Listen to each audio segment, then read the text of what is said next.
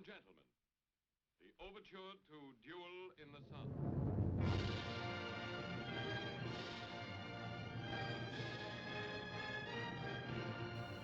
Dmitri Tiomkin was the composer of the music for Duel in the Sun, which was widely praised.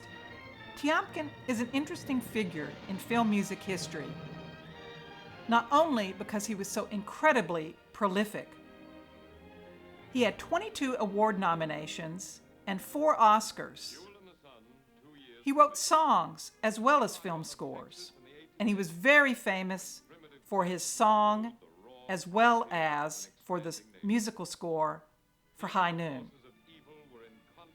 He scored many westerns, and as a Russian immigrant, he had some very interesting comments on this in his autobiography, which is wonderfully titled, "Please Don't Hate Me." So in it, Tiomkin says, quote, "A step is a step is a step," that is S-T-E-P-P-E. "The problems of the cowboy and the Cossack are very similar. They share a love of nature and a love of animals. Their courage and their philosophical attitudes are similar. And the steppes of Russia are much like the prairies of America." Selznick had experimented with releasing soundtrack music as albums. That was done for the Miklos Rozsa score for Spellbound, but they'd made a deal with a record company called ARA, which was very fly-by-night and actually ended up going out of business. For Duel in the Sun, excerpts from the soundtrack were recorded on 3 records in a 78 RPM multi-album set, with Arthur Fiedler leading the Boston Pops Orchestra, and it was put out by RCA Victor.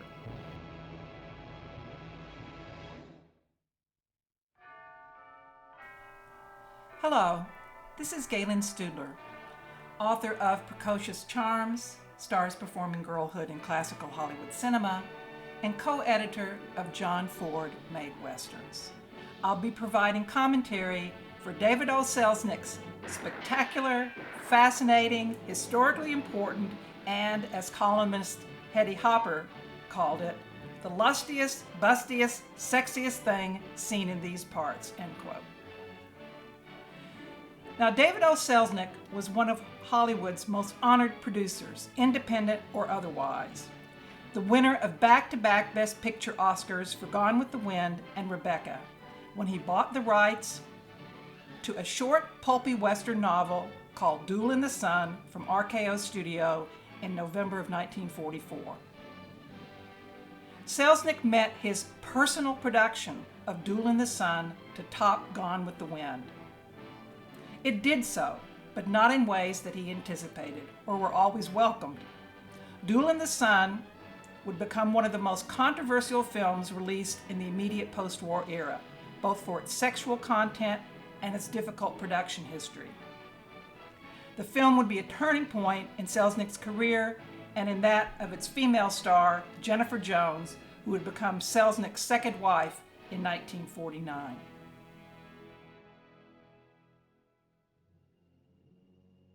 Duel in the Sun was a sprawling Western epic, love story, and family melodrama, and in this respect, it was instrumental in cementing a new trend in Westerns, the hybridization of the genre that occurred post-World War II. It also tested censorship boundaries and led to the popularity of the adult genre of sophisticated, in some people's mind, overly sexy melodramas in the 1950s. Duel in the Sun became nicknamed across the United States Lust in the Dust. In this opening legend scene, the voice of Orson Welles, in voiceover narration, introduces a framing sequence to create an inescapably closed world, one infused with a sense of inevitability and, as industry self-regulators insisted, punishment. No wonder that some modern critics have called Duel in the Sun a film noir in color. Quick to blossom and early to die.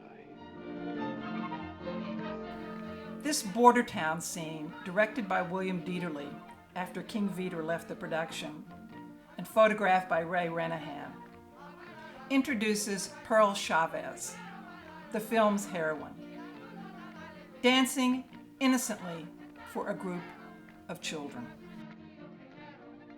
But this is not an innocent world, and we soon see that we as viewers are in the realm of melodrama, where innocence is constantly threatened and made to suffer. Now, I'm going to talk about this a little later, but this scene also shows how film of this era, and particularly melodrama, was influenced by psychoanalysis, adding to melodrama's complexity, particularly in this film, where erotic anxieties and pleasurable fantasies are circulated in this film in a way that suggests exactly, shall we use the phrase, a hotbed of sex and power the family is, as Freud theorized in the late 19th century. At least two of Selznick's preceding productions were steeped in psychoanalytic thought and references. Since You Went Away, with its kindly psychiatrist at a veterans hospital, and Spellbound, in which a female psychiatrist, played by Ingrid Bergman, tries to heal the man she loves, an amnesiac who may be a murderer. Selznick was himself being analyzed in the early 40s, and he needed it badly. He was analyzed by Dr. May Rom, who then served as a consultant on Spellbound. This sequence inside the Presidio is so excessive.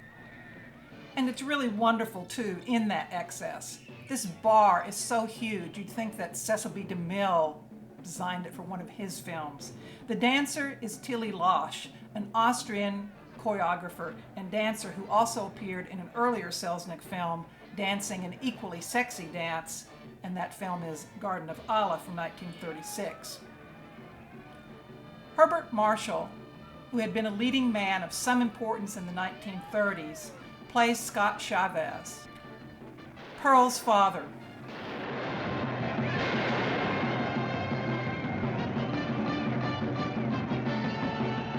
Everyone has to look at Pearl's mother.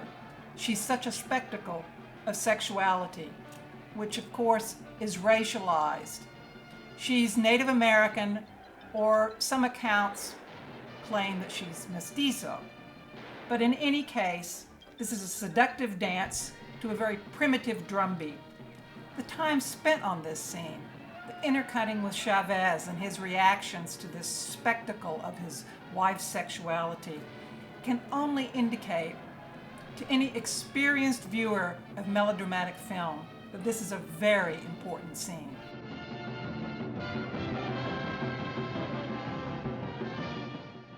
Chavez? Broke again? Yes, gentlemen. And once the mother and her lover go into the street, we see Pearl running behind her. And now we know why this will be so important, because of what this scene's impact will be on Pearl, who even at this early moment we see is embarrassed and distressed. She sees her father, and then she will try to protect her mother. This unfolds in a very dreamlike way and shows how Pearl's torn between two identities. Her mother stereotyped as an over-eroticized woman of color, and her father as an aristocratic but fallen white man. We're going to see the origins of Pearl's eroticism, her excess of emotion, and we're going to see what amounts to a kind of primal scene where a child overhears or oversees parental intercourse. And this particular moment, when she's in the street with her father, is also indicative of a kind of over-eroticization that's very uncomfortable, at least to me as a viewer, of her relationship with her father. Freud interpreted the child's overseeing parental intercourse as subject to a misinterpretation. That is, the child thinks the father is killing mother. Here it becomes literalized. Scott Chavez will kill Pearl's mother for her unfaithfulness, but in a strange shadow play, as if Pearl is watching a movie. This adds to the unreality and the excess, and the impact that we know this has on Pearl. Pearl rushes forward. The camera cannot hold its focus. This is a heightened melodramatic moment. But she's not yelling her mother's name, not the name of the victim, but the murderer's name. Pa, Pa. Does she identify with the murderer or the victim? The film is going to come back to this issue again and again. Now, this scene where Scott Chavez is talking to the jury of his trial, and again, shadow play is used, was the first scene of the film as envisioned by director King Vidor. Vidor saw the film as a more intimate family melodrama without all the spectacle. But once Selznick took over as the personal producer of the film, then all bets were off. And Vidor's vision of the film had to defer to Selznick's vision of this all-out spectacle, of this hybrid of the woman's film, family melodrama, and the Western. So Duel in the Sun is a melodrama in more than one understanding of the term as it's been applied to film. Melodrama is literally drama with music. And of course it was a staple of silent film with innocence imperiled by evil, as D.W. Griffith's films often partook of. But melodrama's conventions and structures are historically inflected, even if, in general, it's a mode that is associated with sensation, with strong emotion, with clear delineations of good and evil, and as I've said, with imperiled innocence. In mainstream filmmaking of the first half of the 20th century, melodrama's influence cut across many genres. And in the 1940s, melodrama in Hollywood film could include sensational crime dramas like Double Indemnity, as well as women-centered films focused on a suffering woman with domestic problems and difficulties finding romance and happiness, like Mildred Pierce with Joan Crawford, or To Each His Own with Olivia de Havilland.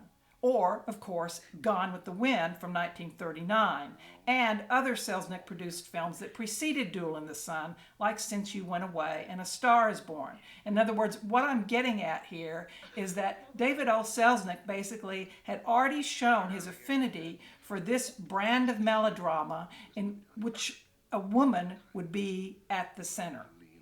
So Duel in the Sun is a female-centered family melodrama within the genre of the Western, focusing on the conflicts and tensions that are centered not on the landscape, though we do have some of those thrown in, but on sex and power within the family.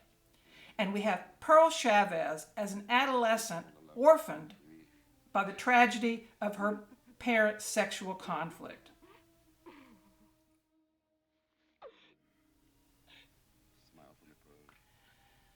Though I do find it a little bit strange that since this is Texas, that he's hung for his crime, since Texas law often assumes that the husband's right is to kill the woman and her lover.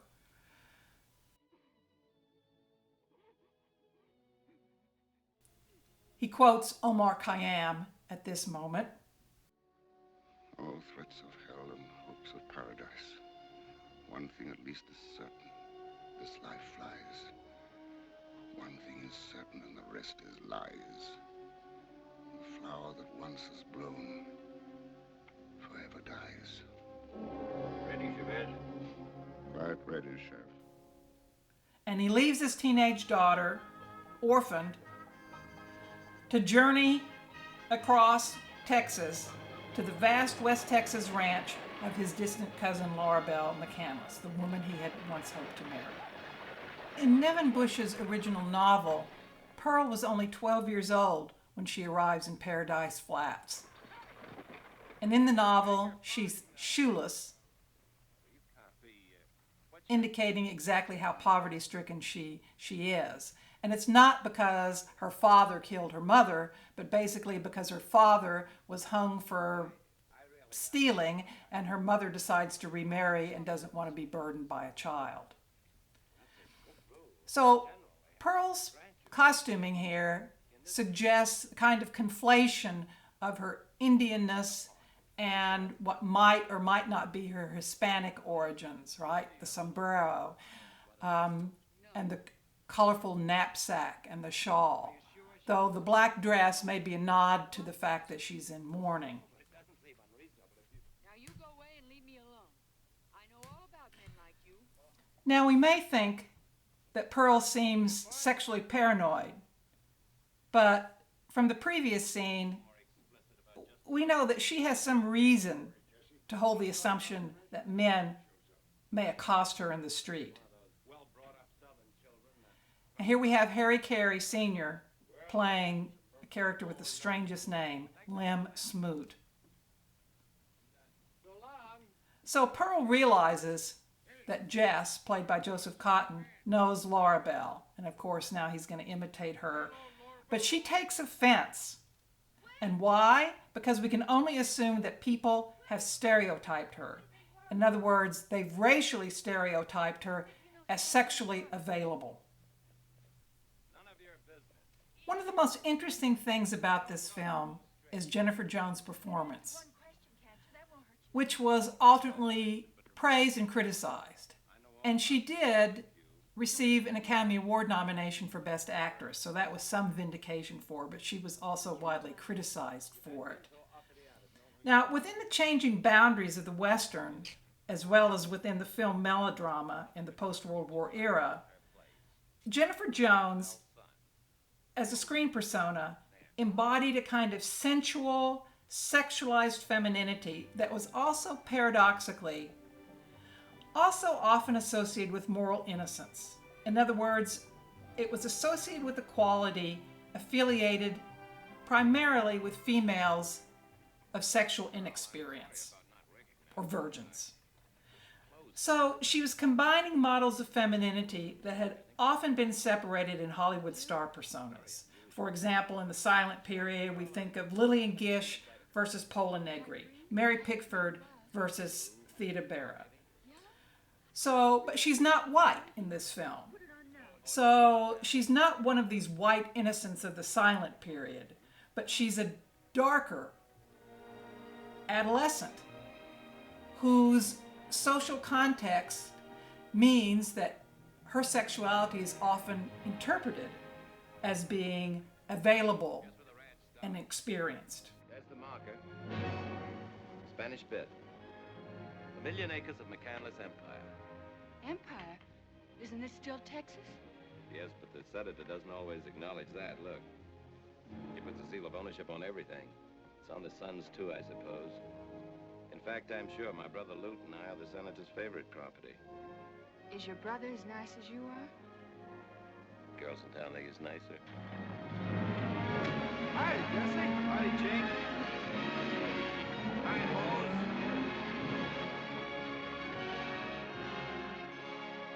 Pearl and Jess arrive at a house that's almost as big as Tara. Is that your house? That is the residence of... And of course, we see the color here, which was both praised and denigrated as being excessive. And we have this promise or this anticipation that Pearl may now find what she deserves, which is happiness. But it ain't gonna happen. And Laura Bell comes out waving her white handkerchief like a true Southern belle.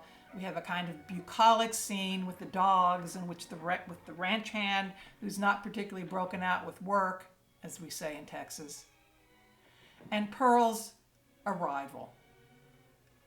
Here you are. Prettiest girl ever to set foot on Spanish bit. And the warm welcome from Laura Bell. So this is the dream fulfilled, the end of the nightmare, maybe.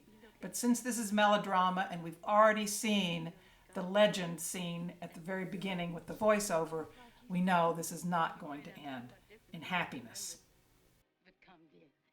Did you take good care of it, Jesse? Well, it showed all the points of interest. Oh, he did, he did. He's nice. I think so, too. Oh, you Southern belles are all alike. Yes, sir! Yes, sir! And with the entry of Senator Jackson McCandless, Went down to Paradise Flats.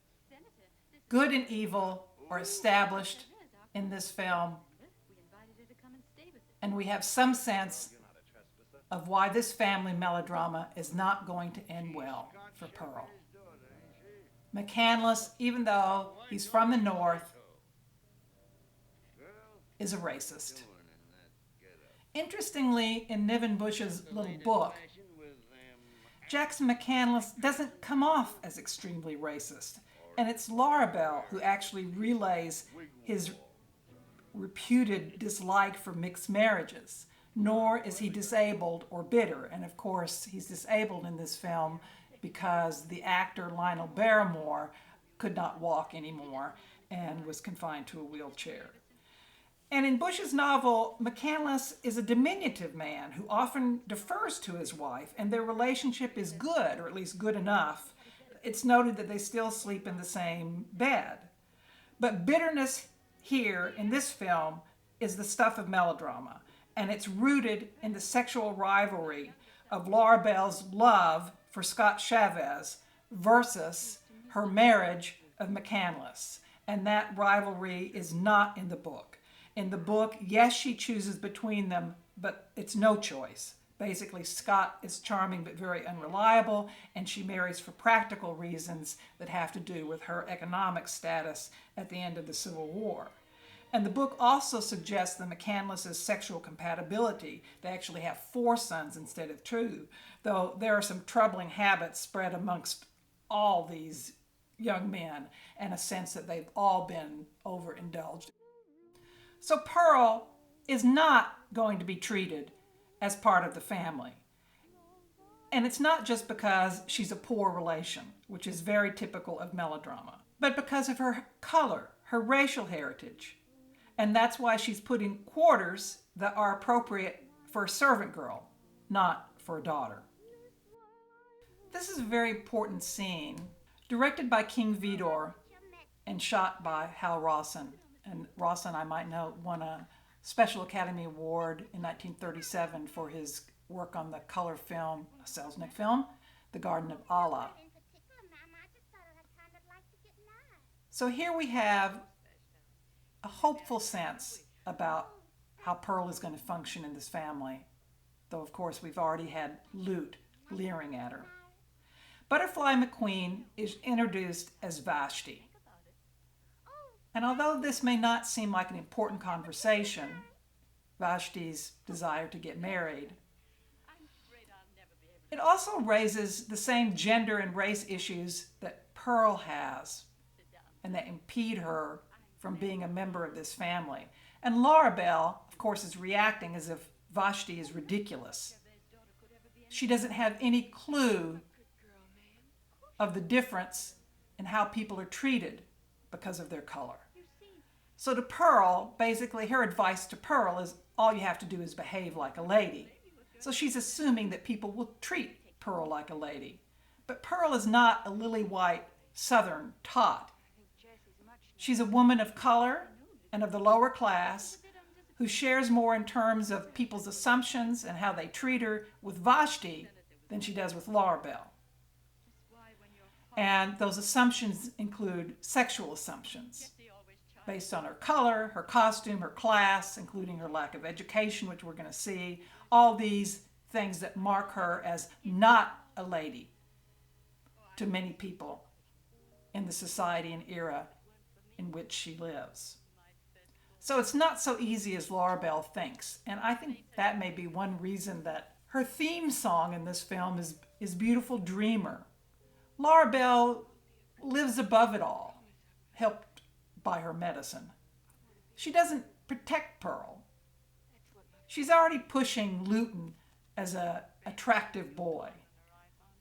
And so Pearl's basically left to grasp what are these middle-class values? How do I get them? Middle-class and white values. All she can figure out is that her sexuality has to be under tight control in this ranch filled with men, and all she can say is, I'm a good girl, meaning, of course, that she's a virgin.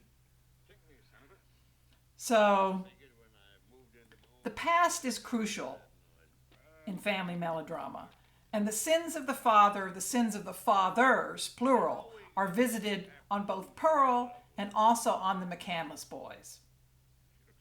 Senator McCandless's problems include his jealousy, and basically what we can see in the scene with Lute and his indulgence of Lute is a kind of sublimation of sexuality. And here I'm getting very Freudian, excuse me, but this film encourages that, is that he's attached to, or as one reviewer said, fascinated with his son Lute.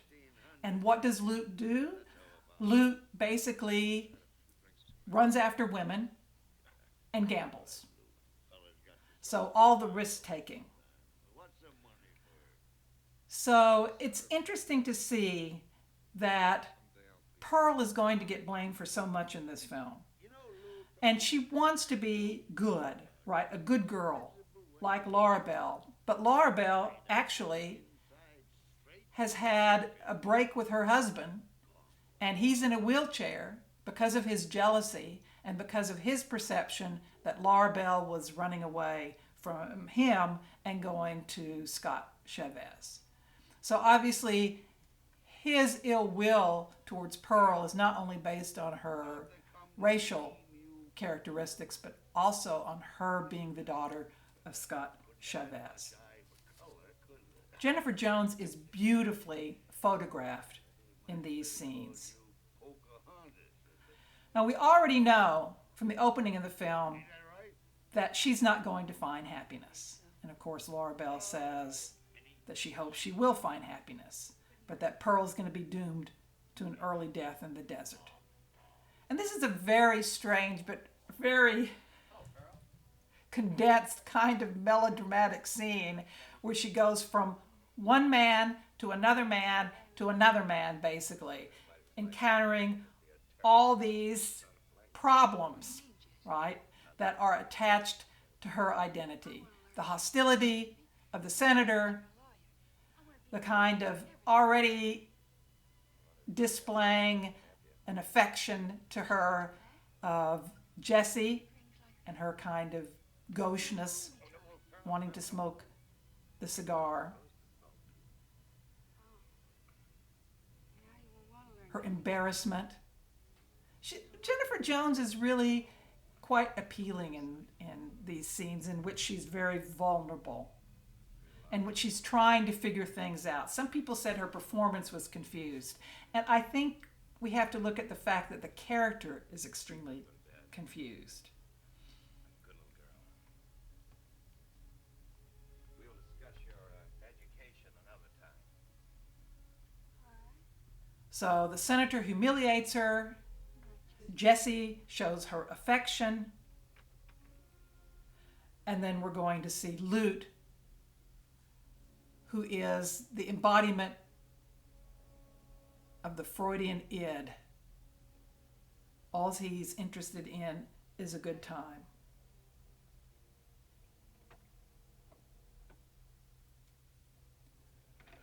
And if the senator is a bully and a racist, so is Lute, though he gets by with his charm.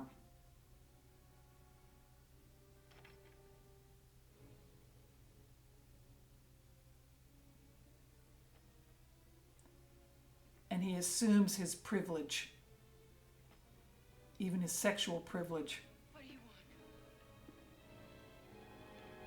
want? with Pearl.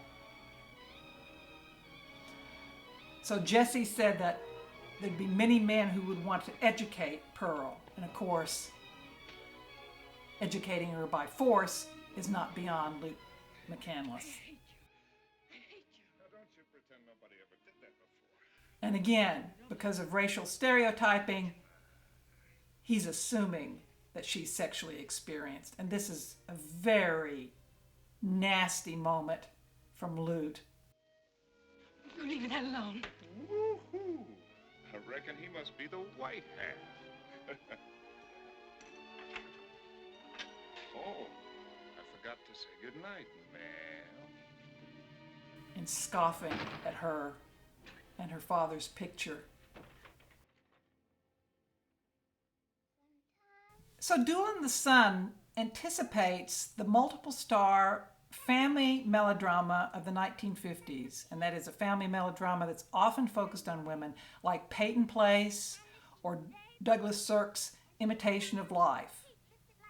It also evidences a return of melodrama to its roots, and its emphasis accorded a great deal of attention in the advertising of the film on sensation, on spectacle, and on shock, all of which were characteristic of the post-World War II scene of filmmaking in the U.S. that was faced with a lot of challenges. So, Duel in the Sun is focused on sexual turmoil that originates within the family. And in this respect, it's a very unsettling, psychoanalytically inflected family melodrama that prefigures, too, the idea of a melodrama as an adult film. That is, a film with greater sophistication of style and subject matter. And of course, this film got into so much trouble with both the self-regulators of Hollywood, that is the Production Code Administration, and then with the Legion of Decency, that is the Catholic organization that objected to the highly erotic subject matter.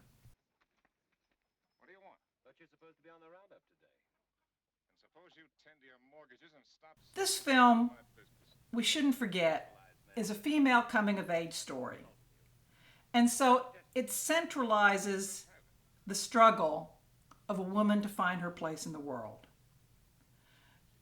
Does she become an object of desire? For whom? How does she deal with the family as a site of this sexual and social turmoil? How does it get resolved?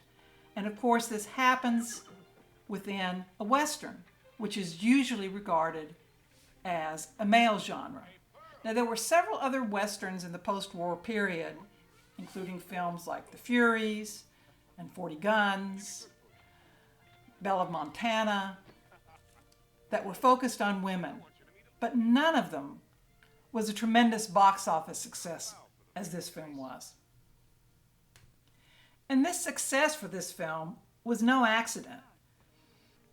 Selznick was no fan of Westerns, and he was associated with the adaptation of generally either good popular literature or classics. But he later expressed his motive for making this film. Quote, "Seeing how profitable Westerns always were, I decided that if I could create one that had more spectacle than had ever been seen in a Western and combine it with a violent love story, then the two elements together would bring me a great success," end quote. So what resulted was a film that made tremendous amounts of money. It made almost $11 million in 1947, and that made it the second biggest box office hit of the year after The Best Years of Our Lives. And its overall performance over the years has placed it in the top 5 of all-time U.S. box office champion Westerns. I think it usually comes in at number 3. And also has put it on lists of the top earning films adjusted for inflation. One list has it at 100 and another list has it as 146th in domestic box office gross, adjusted for inflation.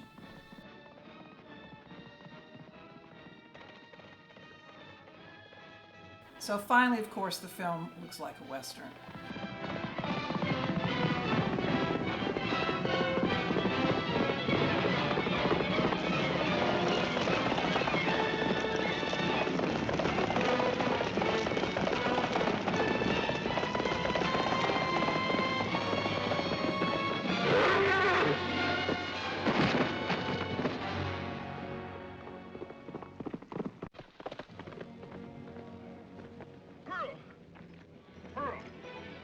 Let's talk for a moment about the stars of this film, about Jennifer Jones and Gregory Peck, and what this film did and didn't do for their screen personas. Let me mention first that Gregory Peck did some of his own stunts in this film. which is kind of surprising since he had back problems that kept him out of the service in World War II, but Selznick was very pleased with his ability to do that. One of Selznick's chief claims about this film is that he was completely remaking and building on the sensation of having both his leading actress Jennifer Jones and his leading actor Gregory Peck completely break with their established screen personas. And so let's spend a moment talking about those screen personas. Now, Gregory Peck, who grew up in California, went to the New York City area, of course, to study acting. He trained with Sandy Meisner, who, of course, was a very famous teacher of method acting. And he had many successes and critical acclaim for his work on Broadway, but not always in lasting or very good plays. He was given a screen test in New York with David O. Selznick's administrative assistant, Kay Brown. But when Selznick saw it, he wasn't very impressed. Leland Hayward was interested in him and became Peck's agent and took him around to the studios. Now, the Hollywood studios during World War II needed to replace leading men, all those men who had signed up for war duty. Producer Hal Wallace made Peck a long-term contract offer, but Leland Hayward really didn't recommend that to Peck and instead wanted him to sign with Casey Robinson, who was going to produce at RKO. Peck was offered a film called Days of Glory, which came out in '44, and he was cast in a film called The Keys of the Kingdom from a famous novel. Now, this was at 20th Century Fox, and in it, he played a missionary to China named Father Chisholm. And this was a role that he acquired a lot of good reviews for, and the film was very popular. One of the interesting things about Peck is that his contracts at this time were not exclusive. He actually turned down a long-term contract at MGM as well. Time magazine had something very interesting to say about this situation with Peck. Quote, "When the moguls were through shifting around the pieces of Peck, he was the most owned, least available man in Hollywood and one of its most valuable," end quote. So he ended up making 4 pictures for Fox, and The Keys of the Kingdom was the one that he actually really wanted to do. 3 with Selznick, 3 with MGM, and 2 with Casey Robinson. And he got his name above the title from the very beginning of his career, and his first Academy Award nomination for Best Actor in a Film was for The Keys of the Kingdom.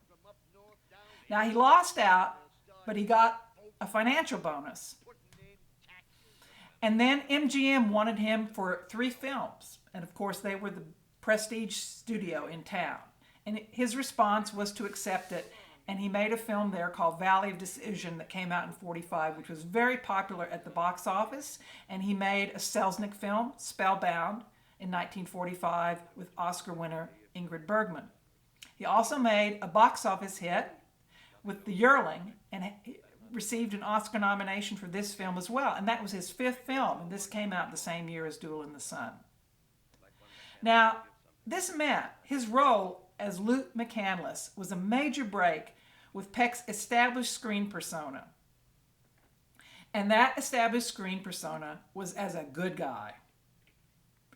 And as I mentioned, Selznick was very pleased with himself for casting Peck in the role of Lute, that the film's sensational appeal would depend in part on the coup of him casting 2 stars who were associated not only with good or nice people, but with saintly roles, because Jennifer Jones, in her first major feature film in Hollywood, for which she won Academy Award for Best Actress, was The Song of Bernadette. Now, Gregory Peck basically proved over the years that he could play anything: drama, romantic comedy, adventure, action films, war films, but he was in many westerns.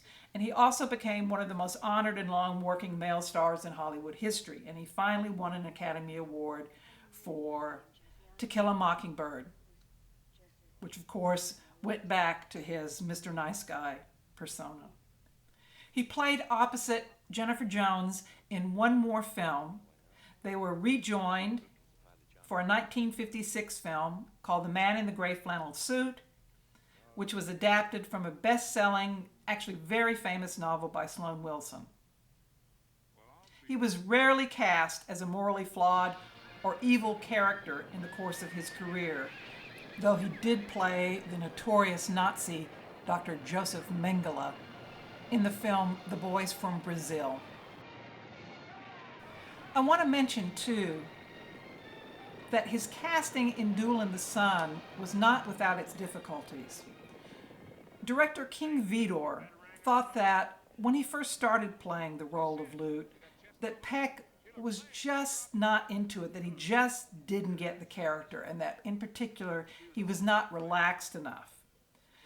Vidor has recounted how he told Peck that he should think of his character as a version of Sportin' Life in Porgy and Bess, and that this kind of character is what he should go for. It's interesting to think, too, that Vidor actually directed an all-black cast in the film Hallelujah, an early sound film.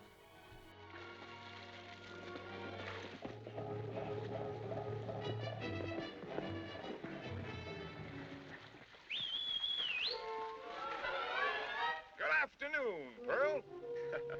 How's that water? As cool as it looks? You go away from here, Luke McCandless. Care for a swimming lesson? No, What if I just stay around, keep you company? don't you dare. I'm sorry, honey, I can't hear a word you say. Move over.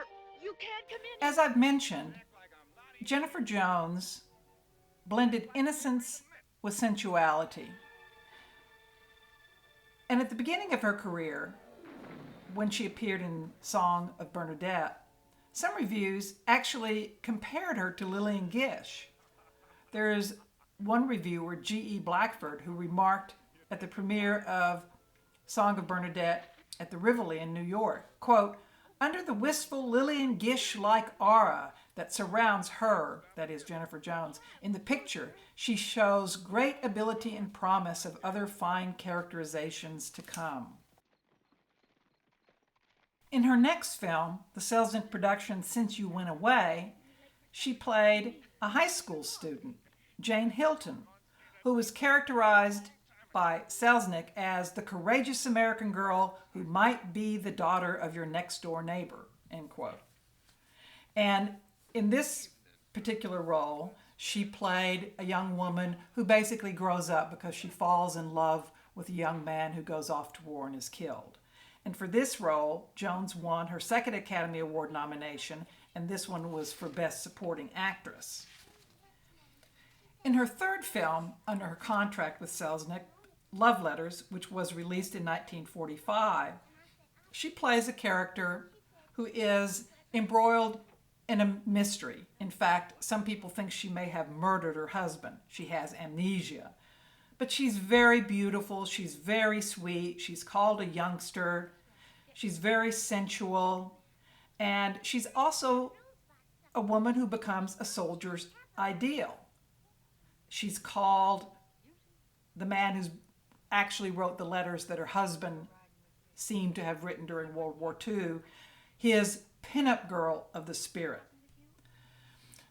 So in 1945, Selznick, after deciding to cast Jennifer Jones and Gregory Peck in Duel in the Sun, wrote to one of his colleagues at Selznick Pictures, quote, "The part of what we hope will be the showmanship of this picture lies in something you have not yet publicized and on which you should really go to town, starting immediately and going right up through the picture's release.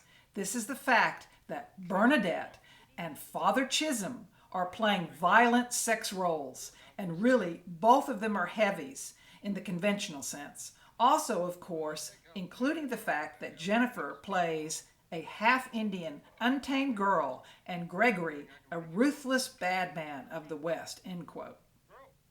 So casting against type was a major strategy of Selznick to try to garner the public's interest in this film.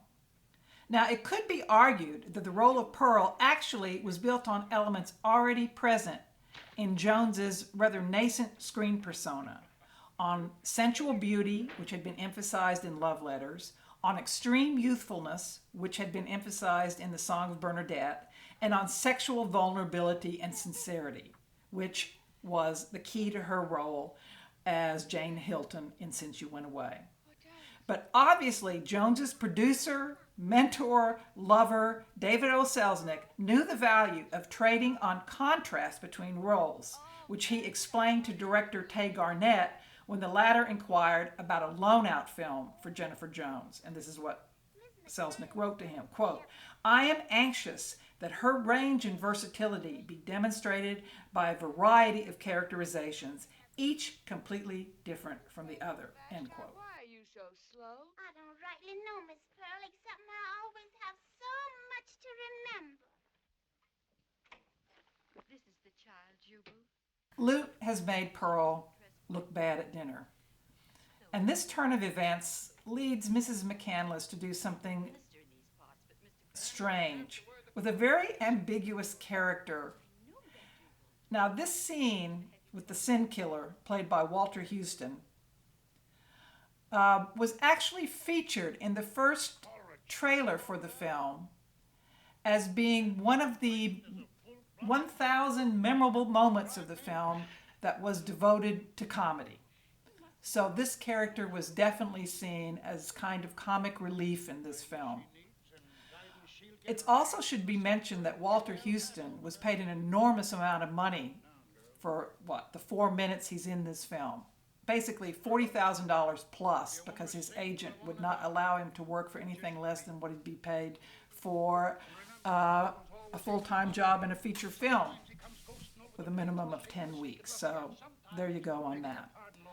So the fact that Pearl arrives only half covered in an Indian, or actually it looks like a Mexican blanket, which Jubal refers to as a heathen blanket, suggests, of course, she's been sleeping in the nude, which the book explains as being evidence of the fact that she is not being taken care of by Laura Bell, that she came barefooted to town, and she has very few clothes or anything.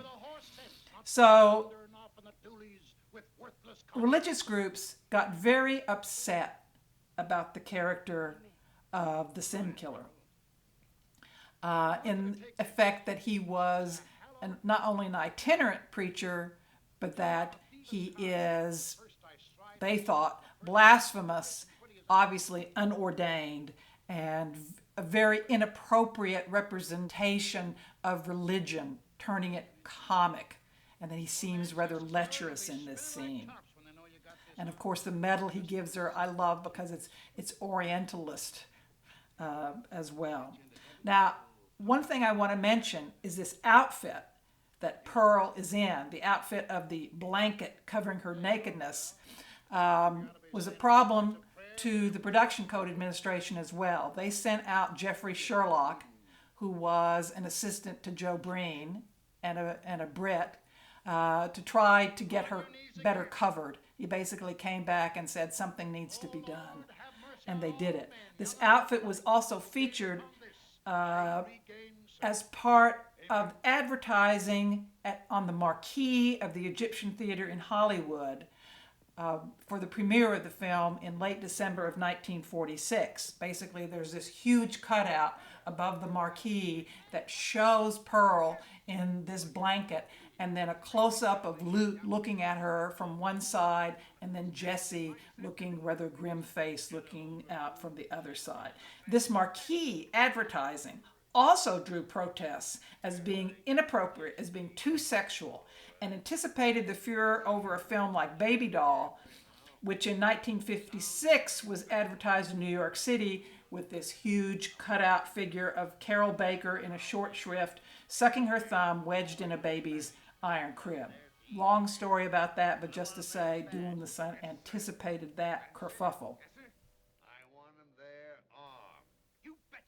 Trade newspapers were generally more favorable to the film than popular press reviews. The Hollywood Reporter said of it, quote, "Seldom are such unbridled passions captured on the screen," end quote. But there was criticism too, very unflattering criticism. Herb Stern, in Bob Wagner's script, wrote, in January of 1947. Quote, Duel in the Sun is a lengthy, brawling Western, filmed in flaming Technicolor and liberally emblazoned with sex situations so tawdry and lewd as to make the outlaw, by contrast, seem like another episode in the adventures of Elsie Dinsmore, end quote.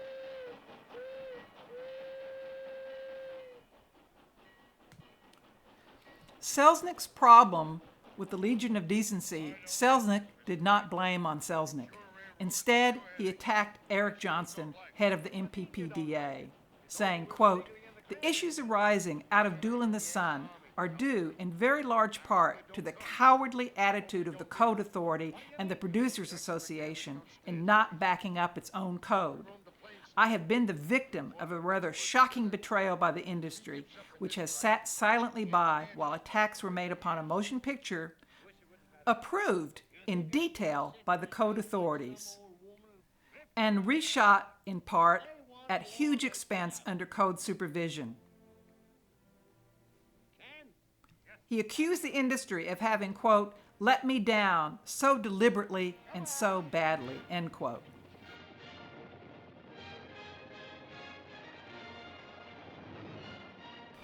Now we have the scene of what David O. Selznick called the gathering of the clans. Basically in response to McCandless's fight against the railroad. Now this fight seems rather, what shall we say, rather a sidebar to the main issue of Pearl's choice, if it is considered a choice in this film, of lovers. But this is a very exciting spectacle in keeping with expectations for a Western. It was shot mainly by director Otto Brauner, who was the primary director of Second Unit Action. And it was photographed by Rex Wimpy. Selznick referred to it as the gathering of the clans, which is an obvious reference to D.W. Griffith's The Birth of a Nation. And Griffith actually visited the set of Duel in the Sun, supposedly watching a scene between Lionel Barrymore and Dorothy Gish, which we'll see later on in the film. These were two actors who had actually worked for Griffith in the silent days at American Biograph. I want to mention, too, that the railway is represented by two longtime character actors in Hollywood, and actually both of them had started out as stars in the silent period, and that is Harry Carey Sr., who plays Lem Smoot, who was a star of Westerns, including Westerns for John Ford in the silent era, and also Otto Kruger, who started out as a kind of matinee idol, but then in the 1930s, often, and 40s, often played villains. He's a wonderful villain, Amthor, in Murder My Sweet from RKO in 1942.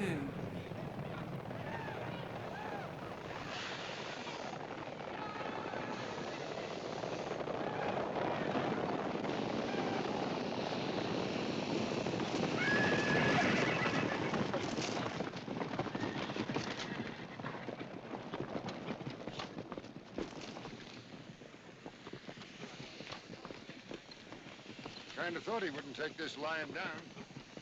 Looks like they mean business.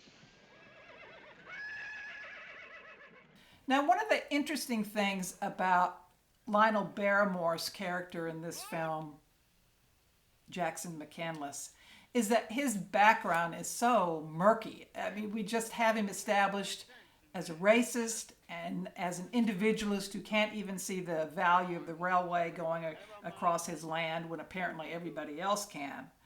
And this scene where he's read, a paper from the state of Texas claiming eminent domain doesn't really generate that much tension. And I think it's because we don't have much sympathy for McCandless. We know the railroad will go through, right? I mean, basically, we know the railroad won the West. But it does offer the opportunity to put the fine point, or maybe the not so fine point, on the family melodrama, on the dispute between Jackson McCandless and his son Jesse. Jackson representing the past, Jesse representing the future. So Jesse goes to the other side and becomes the Judas. And his claim that he'd rather side with victims than the murderers shows part of why I think his character in this film is not as strong as the Jesse of the book. The Jesse that Pearl ends up marrying and meeting at the Cherokee Strip so that they can claim their land and start their own dynasty.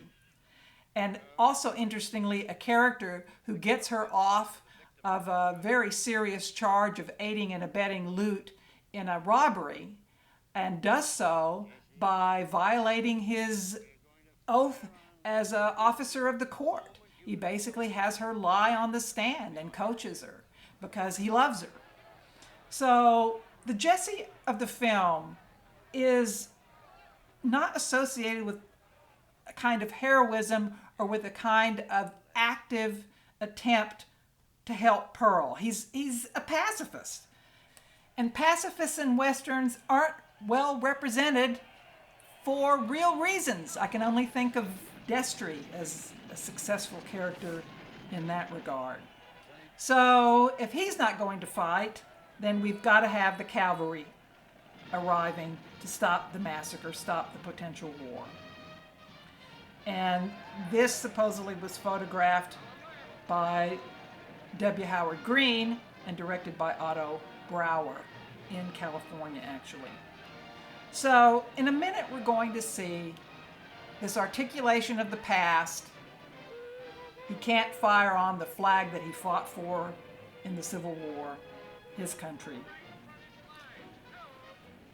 And we're going to see McCandless dragged by his horse.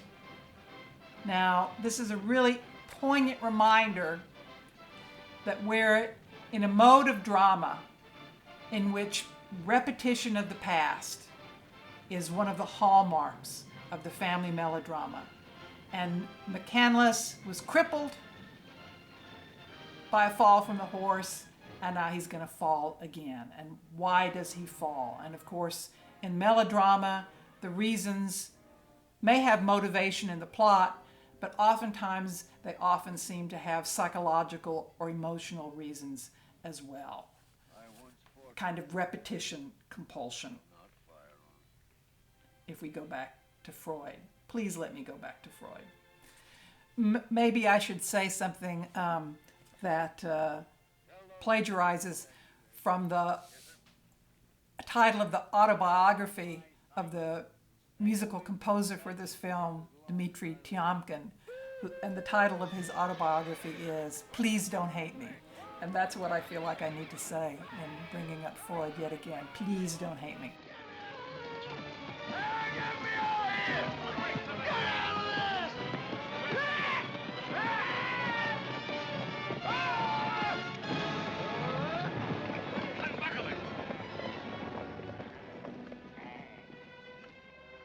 Are you all right, Father? They may be your Judas.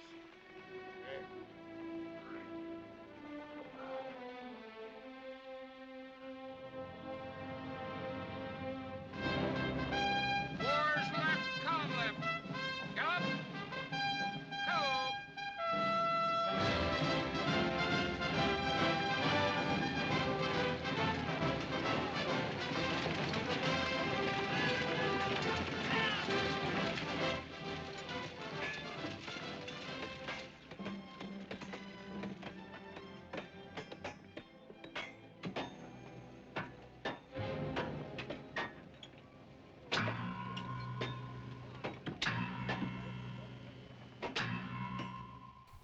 This is about as melodramatic an opening to a scene as you could expect and changes the book, which is just a dry summer afternoon. But here we've got the lightning and Lute galloping in. This is a very quickly played out scene and is demonstrative of why Duel in the Sun became so very notorious for its sexual content, arguably even more notorious than Howard Hughes's The Outlaw. And it did so even before it went into general release. So what we're going to see is a scene, or what's left of a scene, that the premiere at the Egyptian theater supposedly elicited from its audience startled gasps in response to this scene. And then the Legion of Decency, the film had already passed the Production Code Administration and gotten its seal of approval, but so outraged Catholics in particular that Selznick, not getting support from the Production Code Administration and his peers, basically felt compelled or was pressured to cut it. So the gist of this is that 15 shots were eliminated in order to eliminate Pearl's resistance to Lute's attempt to rape her. So it should be noted, too, that this resistance to rape is played out in a subsequent Jennifer Jones film, Gone to Earth, in which the heroine, who's half gypsy and half English, fights off a squire, basically a very choreographed scene, which supposedly this was as well.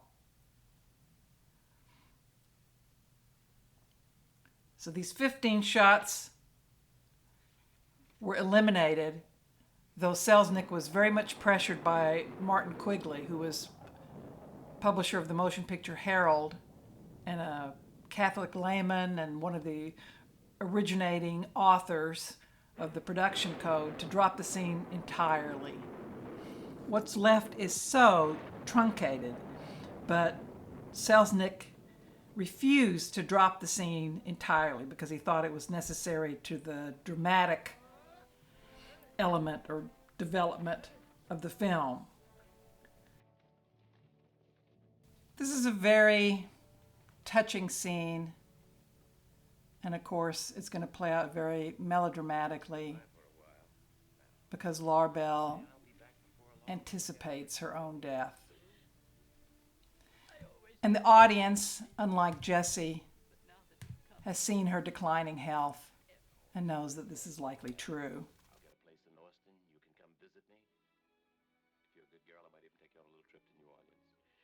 So these 15 shots of Pearl trying to escape the clutches of Lute are gone. So it seems like an almost instantaneous arousal of Pearl in response to Lute's aggressive maneuvers. And then, of course, we have the landscape and the lightning and the thunder basically responding to or emulating or providing the objective correlative, or whatever you want to call it, to their consummation of whatever it is they have going on. Love, lust, love-hate, whatever.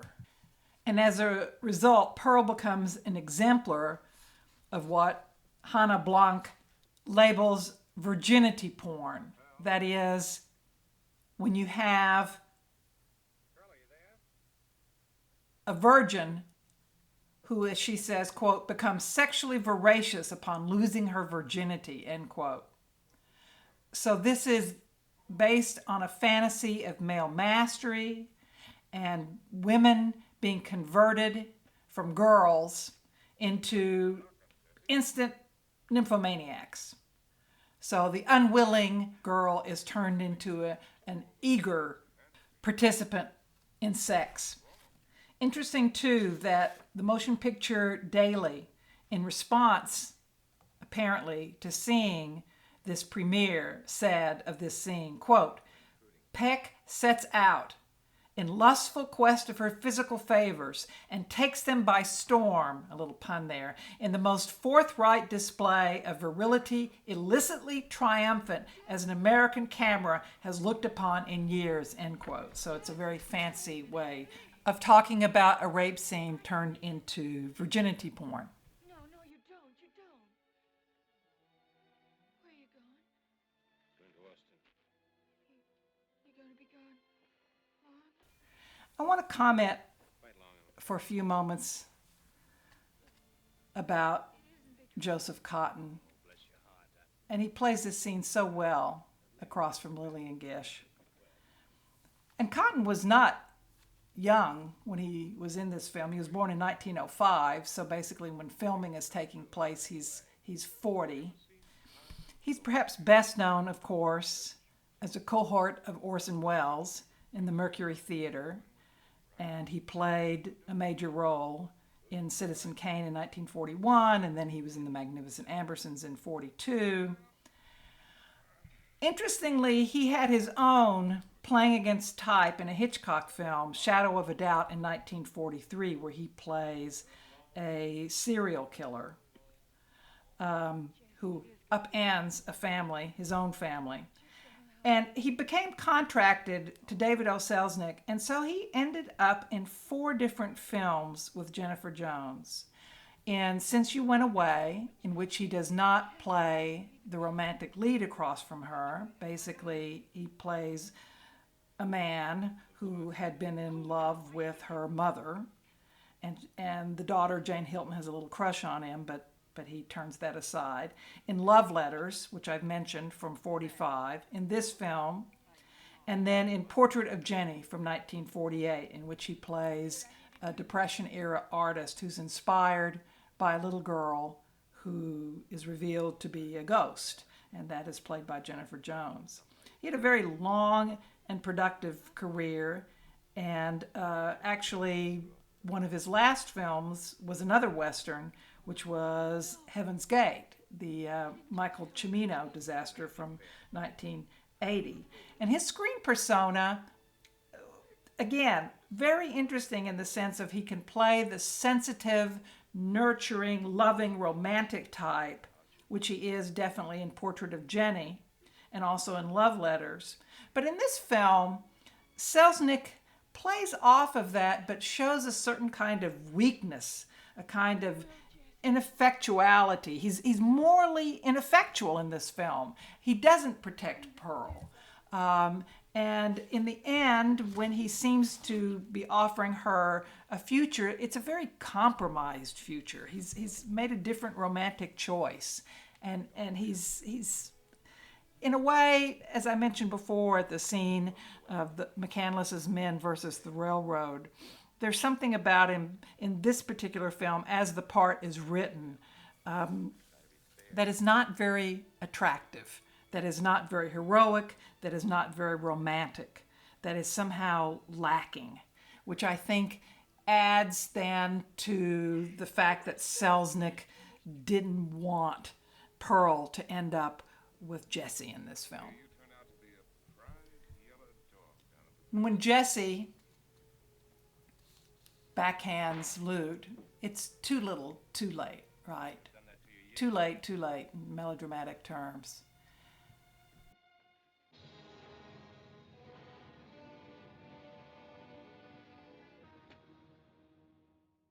This shot was supposedly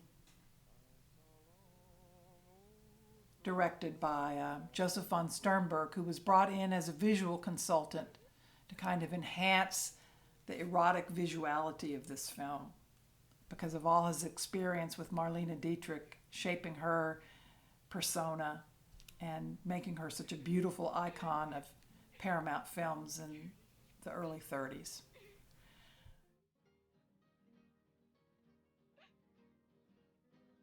This is about as melodramatic a scene as we have in this film. And I think it too is necessary to look at in terms of how the text expresses what cannot actually be said. Because It's so complicated in a way, which is basically that Pearl's trying to arouse herself, to reconcile herself to what has been viewed by Jesse and, of course, Lute as her choice, which is that Jesse is going to be her sexual partner. So it's a very disturbing scene in the sense of I can see it making many women very uncomfortable in this reconciliation to what some might consider to be her own castration, right? The choice made by the men and not by her.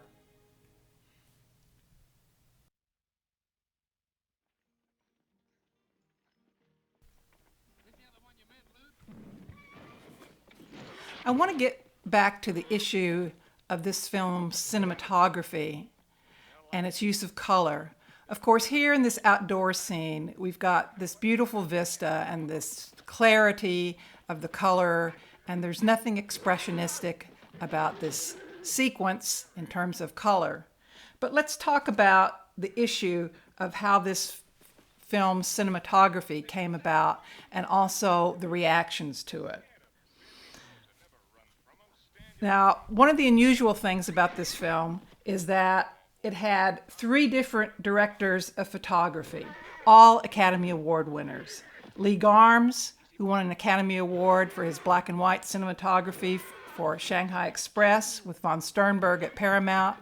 That film came out in 1932.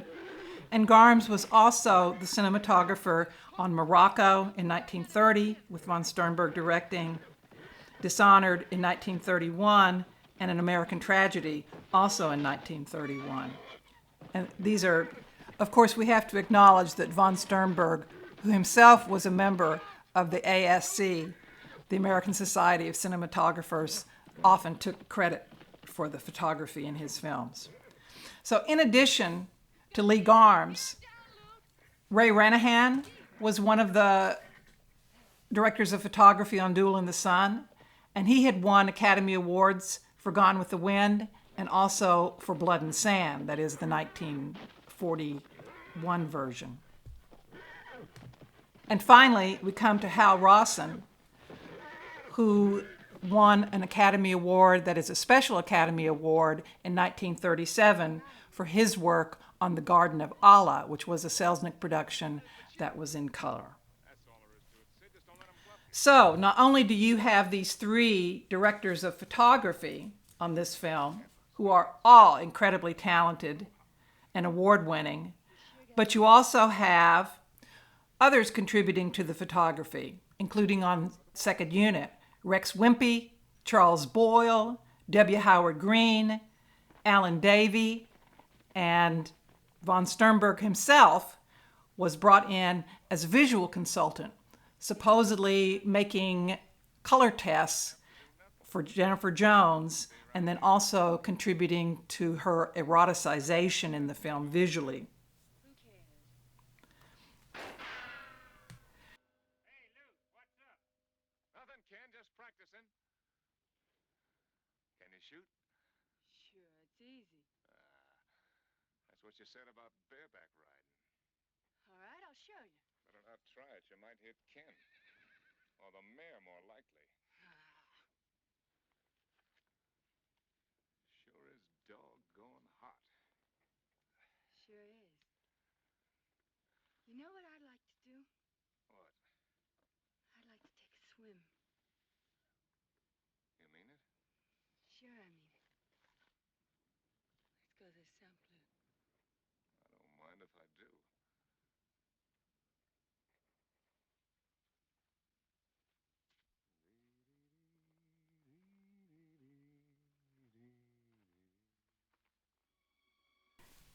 This scene was regarded as very hot, and it was called exactly that in many reviews.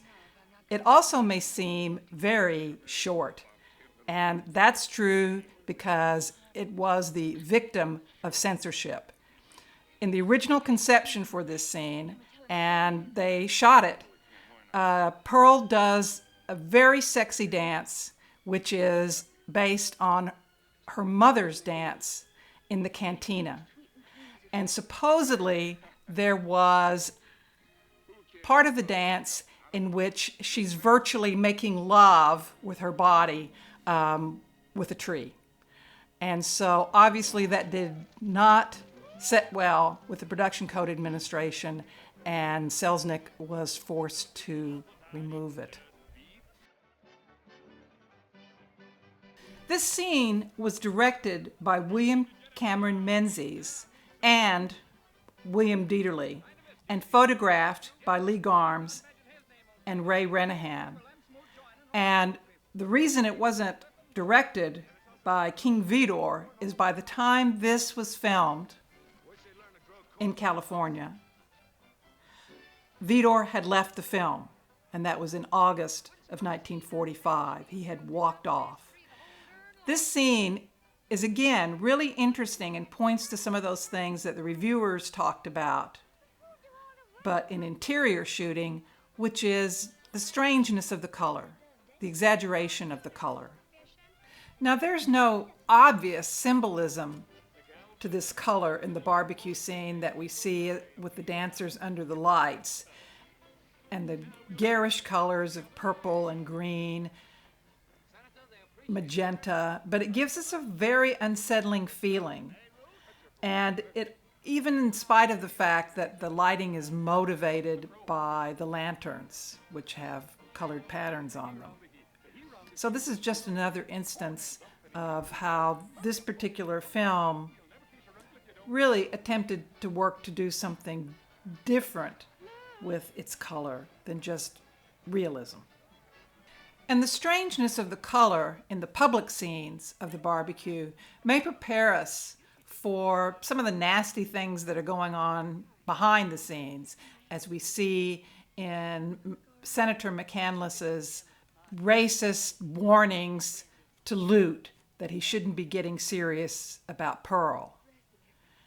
And then when we get back to Laura Bell, we have another obliteration of Pearl's choice between men, with the news that Jesse is courting another woman in Austin, a woman of his own class. Pearl's insistence with Lute that he announce that they are bespoken is very close to the book. And of course, the irony here is that Pearl, of course, can dance, we know, and yet she doesn't know this kind of dance, the respectable dance. There's also an irony in the fact that she's dressed like a virgin in white, and nevertheless, she's gossiped about earlier in the barbecue in terms of her racial origins. And so this scene where she seems to be having a good time with Lute is already undermined by the strange lighting, by the scene between Lute and Senator McCandless, even the scene with Laura Bell talking to the sin killer also is uncomfortable, both to Pearl and to the viewer, because we see her reacting to the sin killer and Laura Bell being happy that Jesse may have found an appropriate romantic interest in the form of Helen Langford, someone of his own class. Well, judging from the fancy office he's got already, it's true. There's a roll-top desk and a gold spittoon you couldn't miss if you aimed from here. I hope he isn't working too hard. Well, no, I shouldn't fret too much about that. Not while old man Langford's daughter is as sweet and pretty as the sunrise on the mesa, I wouldn't. Yes, he wrote me about it. He says she's a lovely girl. Wedlock's his aim. He couldn't shoot at a neater target. What you looking so sad about? Pearl, this is a party. Come on, let's show these cowpokes a thing or two about dancing. Girl, where's that medal I gave you? She loaned it to me. I'm trying to get one just like it made for myself. Good, good. Put your little foot, just so. Put your little foot,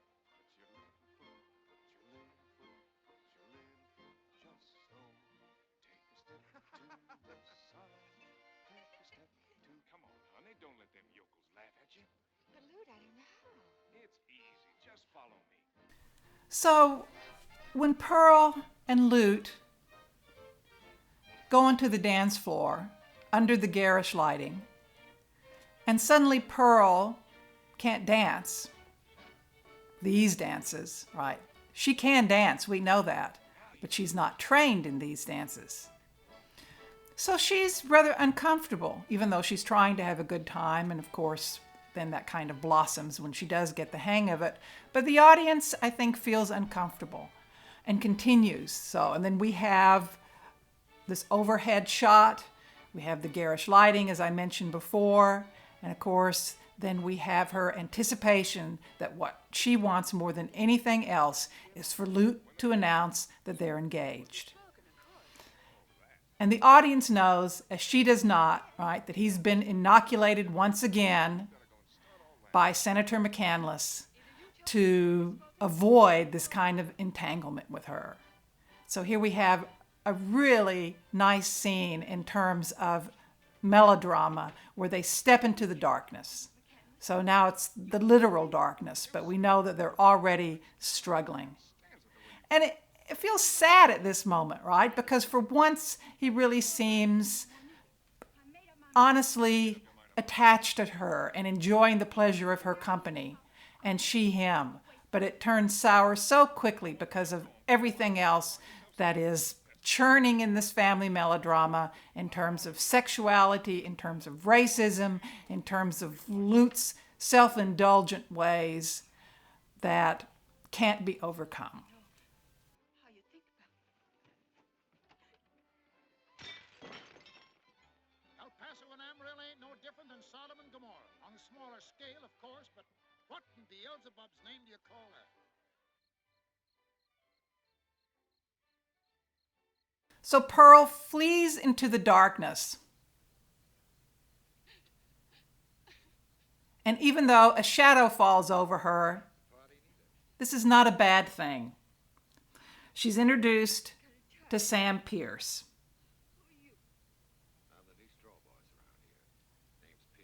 And this is one of those scenes in melodrama where you have coincidence, right? Where they happen upon each other in the darkness. Charles Bickford, who plays Sam Pierce, is a wonderful actor, and in a certain way, this is kind of off-casting as well. He was a roughhouse and a rebel in real life, and often his roles have that quality about them.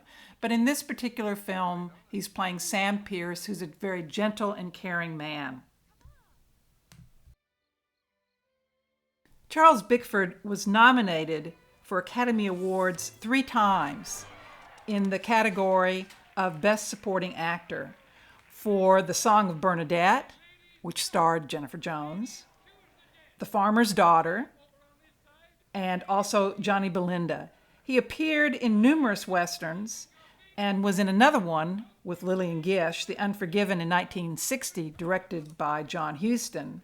And he was also in another western with Gregory Peck, The Big Country, directed by William Wyler and released in 1958. He became a lifelong friend of Jennifer Jones, which I think is a really interesting and rather surprising friendship, given the fact that she was known to be interested in art, in literature, in yoga, and he was known, at least when he was younger, as a kind of brawler. The fact that this scene closely follows Niven Bush's book, and the fact that this scene was shot after King Vidor left the film as director, suggests the truth in what Vidor once wrote, which was that as they went further and further along in production, that Selznick started actually adding more of the dialogue from the book back into the script. And that may have been why, ultimately, he and Niven Bush got into arguments about the credit for this film in terms of screenwriting. Niven Bush thought he should have been credited. And Selznick, of course, did not want him credited, and ultimately Selznick won. He was the only credited screenwriter for the film.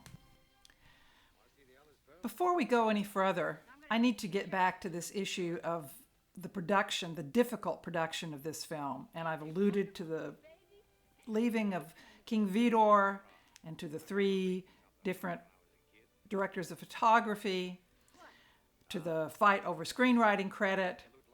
So let me just try to boil those down and why they're important. So most of these difficulties of production are attributed to David O. Selznick's obsessive perfectionism. Now that arguably was nothing new about him. But he was also obsessed with Jennifer Jones, who by this time was his lover, as well as under contract to him as an actress. And it's generally agreed by his biographers that by this time he was also addicted to amphetamines. He was basically staying up all night or most of the night to get everything he thought he needed done. Ron Haver, in his book, David O. Selznick's Hollywood, a really wonderful book, I might add, says about Selznick in this time period, quote, "In 10 years, he had been transformed from a friendly, appreciative, self-confident, slightly self-indulgent man who could cheerfully collaborate with others to an overbearing, querulous autocrat under the intense pressure of business and the need to maintain his reputation, and holding an almost total conviction and belief in his own infallibility about making movies," end quote. Obviously, this can lead to bitter quarrels. And Selznick not only quarreled with Vidor, who, as I've mentioned, left Duel, and then quarreled with Vidor over the directorial credit, but as I've mentioned also, with Niven Bush over screenplay credit, and with Hal Kern, who he had worked with for many years, over editing. Vidor claimed that in the beginning of the film, Selznick sent for him, telling him, "I want you to produce and direct this thing because I'm going to be doing something else. I'd like you to make a nice, intimate little picture of it," end quote. Vidor says he thought the script was, quote, "a very sexy, intense, and intimate treatment of the story, and if it was done right, I thought I might win an Academy Award with it," end quote. But then Selznick took over the film as a personal production. And Vidor basically admits that David O. Selznick by this time was, quote, "pretty notorious by then for his antics with directors." And Vidor also says that he told Selznick in the beginning that he wouldn't stand for Selznick coming on the set, or any producer coming on the set, and, quote, "yelling and performing in a way that will affect my authority on the set," end quote. He said, "I told Sam Goldwyn that, and I told him I'll give him 3 chances, and then after that, 3 strikes and you're out. I'm walking off." This is exactly what Selznick did. He basically came on the set and dressed down Vidor, and Vidor basically said, "I'm off of it." And this was on August 10th of 1945. Interestingly enough, they managed to patch up their relationship enough where several years later, King Vidor directed Jennifer Jones in another film, Ruby Gentry, which was released in 1952, a small, intimate film about a heroine who in some ways seems very much like Pearl Chavez as a social outsider, but in North Carolina, she is a swamp girl, as it were. But David O. Selznick was not the producer. Now, Gregory Peck actually has a rather amusing version of Vidor walking off the set, in which he said, quote, "David was directing over Vidor's shoulder, and no real director will stand for that very long. King simply walked up to David and said, 'Take this picture and shove it.' He left and never came back. And David finally said, 'Did I say something wrong?'" So Selznick had bought the rights to film the novel in November of 1944. Vidor walked off production in August of 1945. Now, It wasn't all Selznick's fault that the picture got so behind and that the budget got so bloated, basically over twice of what was originally estimated to be about a $3 million picture. Now, when they arrived in Arizona for shooting in March of '45, it wasn't their fault that the weather was terrible. By April, only 52 pages of the screenplay had been shot. But the fact was that the script that Selznick was writing kept getting longer and longer. And shooting was supposedly costing $15,000 a day. By June of '45, the production was 75 days behind in shooting, and the budget was $3.5 million, and the script was over 200 pages. Other bad luck. In April of 1945, shooting was suspended because of a Hollywood labor strike by the Association of Theatrical State Employees, Screen Actors Guild, and Teamsters Union. As I mentioned, in August of '45, King Vidor walked off the picture. William Cameron Menzies does some filling in, the barbecue scene, and Selznick then hired William Dieterle to direct, with Selznick supervising. And Dieterle was someone that had directed Jennifer Jones before in Love Letters, and Selznick had originally considered him for the director of Duel in the Sun. Dieterle shot the important new scene that was added to the beginning, in which Scott Chavez kills his wife in the border town in Texas. And he also shot other new scenes, as well as was called upon to reshoot some scenes that Vidor had already shot. In November of 1945, production was suspended because Jennifer Jones became ill. And then production was finally wrapped up. Yet the film did not debut until December 31 of 1946 because Selznick and his editing team had 26 hours of film to edit down. The first showing of the film in a rough cut was over 4 hours long. And supposedly, this Oakland, California audience hated the film. In December of '46, there was more bad news when United Artists refused to distribute Duel in the Sun, arguing that Selznick had broken his contract with them by releasing previous films with others. And then Selznick got into a war of words, especially with UA members Charlie Chaplin and Mary Pickford, and formed the Selznick Releasing Organization to distribute the film himself, both domestically and abroad. He sued UA, but they settled. So he formed Selznick Releasing Organization. It ended up costing him a lot of money and time. Then more bad news hit. He needed Technicolor prints, not just for general distribution, but even to premiere the film in Hollywood to make the deadline to qualify for the Academy Awards of 1947. But there was a Technicolor strike. That is, the workers of Technicolor were striking. But he did manage to get 2 prints, and the film premiered at the Egyptian Theater in Hollywood on December the 31st of 1946, and also screened at the Vogue Theater for an unlimited engagement on a 2-performance-a-day basis, so that the film would have enough screenings to qualify for the Academy Awards.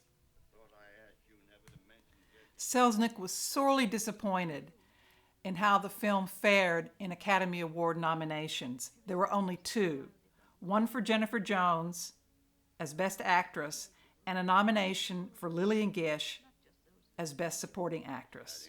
The film did not receive any other nominations. Perhaps if your attitude toward it had been different. Oh, it's my fault, huh? It's my fault.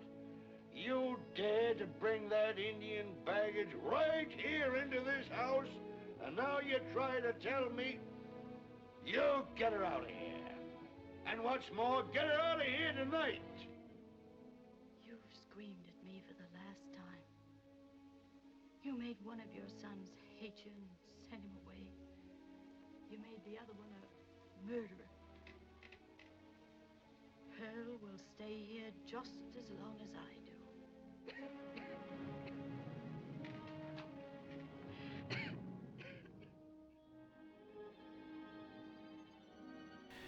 Reviewers were of two minds when it came to the photography of this production.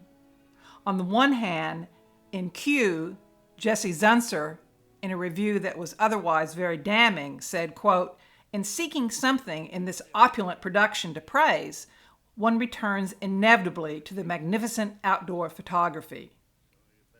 Mr. Selznick took full advantage of God's generous gift to Technicolor. The rolling western grasslands, the flaming crimson Texas or Arizona, where it was shot, of course, sunsets, the sky-piercing gray and purple mountains on the rim of the shimmering gold desert, the breathless sweep of blue sky, and the mighty panorama of thousands of cattle stampeding through the valleys and the passes and across the western plains," end quote. On the other hand, in the New Republic, in May of 1947, the reviewer there said of the cinematography, "Granted that manifestations of nature are apt to film like cheap postcards, King Vidor, Duel's director, exaggerates this Technicolor truism to the point of sometimes to flood the sky with blood, an effect seldom if ever achieved by the sun itself," end quote. So obviously, that reviewer was focused on the fact that oftentimes the cinematography functions as an important element of the melodrama, and it becomes very exaggerated. Now, one of the ways they went around some of the conventions of Technicolor, and that was enforced by Natalie Kalmus on many productions, including this one, was that they also used special effects. And the special effects artist on this film that was most well known was Jack Cosgrove. And he was responsible, for example, of the effects that we see around Squaw's Head Rock in the opening legend scene. And he was already, by the time he made this film, nominated for 5 different Academy Awards. And 4 of those nominations came on Selznick Productions. But I don't think that we can get around the fact that this was a personal production of David O. Selznick, and the film looked exactly the way he wanted it to look.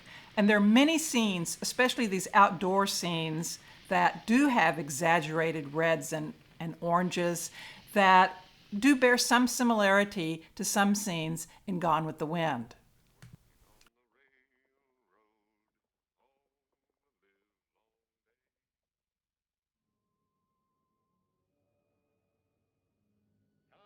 Come on, you ain't got the mint on this game, you know. Sorry, Senator. Well, Sid, you certainly stuck your head in the noose that time. Does Pearl really hate Lute, or does she actually love him? Well, everybody in this film seems to have an opinion about that. But one thing is obvious, which is that she's ambivalent and that she really hasn't made a choice.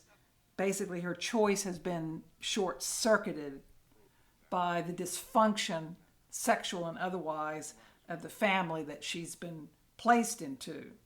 So instead of safety and nurturance and lack of conflict and sexual tension, she's smack dab in the middle of it.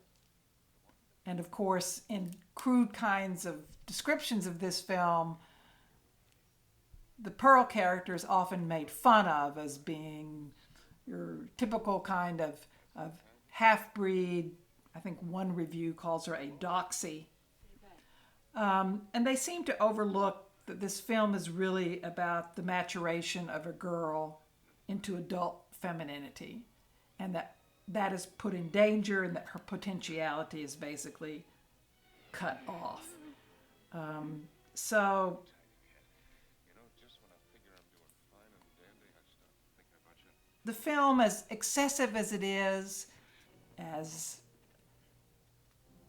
spectacular as it is in terms of its eroticism and everything else, in terms of its melodramatic excess, still I think has something to say about the attainment of selfhood and how that can be cut off for someone like Pearl, who is denigrated because of her color and class, and who has incorporated that into her own thinking.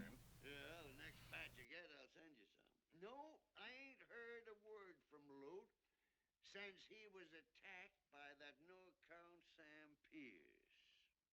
How's your other son feel about it? I ain't got no other son.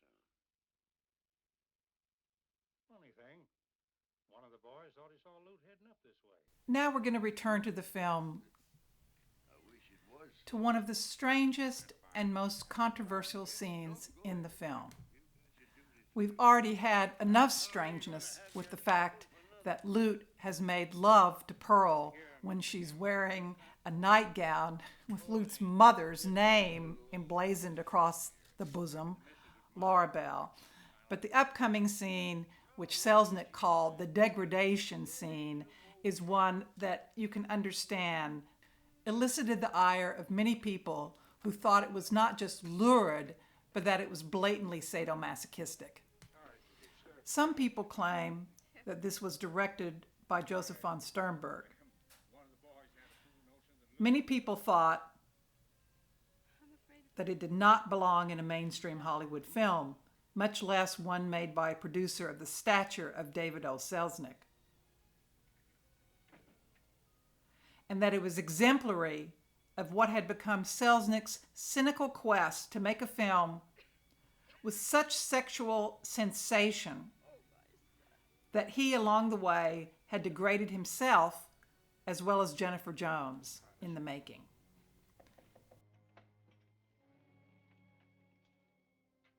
Who's that? Is that you, girl? What do you want? Me, Sheriff Thompson. Ain't seen Lute, have you? Lute. That murdering... This is another scene in which the lighting suggests why this film so aptly is called a film noir in color. Hi, Pearl. See if they're hanging. And it's also a scene that shows why this film, for so many years, well, particularly in the 1970s, had a great backlash against it by feminists like Molly Haskell. In her book, From Reverence to Rape, The Treatment of Women in the Movies, she writes about Duel in the Sun and Jennifer Jones in it. She says, "She exuded sex like a dog in heat, suggesting not so much a woman as a walking libido, a machine à plaisir, an organ box with a woman's features.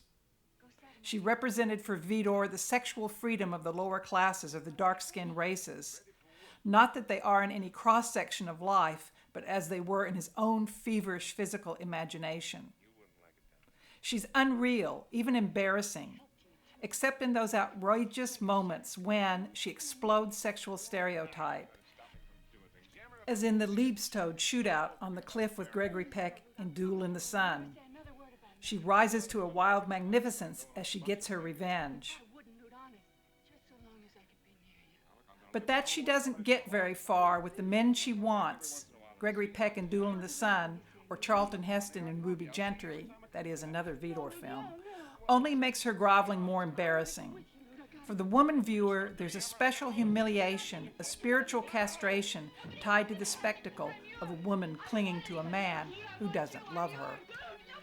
There is something embarrassing about this scene, with her literally groveling on the floor to keep Gregory Peck from leaving her.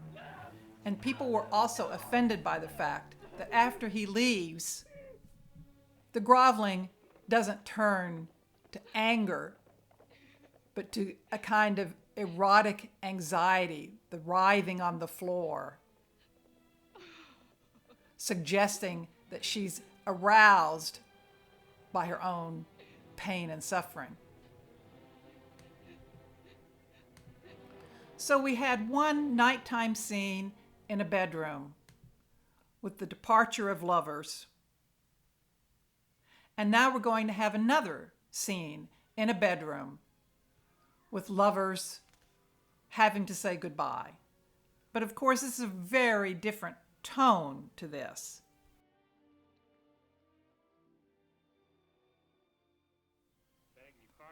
The tone is of nostalgia, of regret over past misdeeds. But it's also a declaration of love. For Laura Bell is dying. Still, the accusations can't stop between them.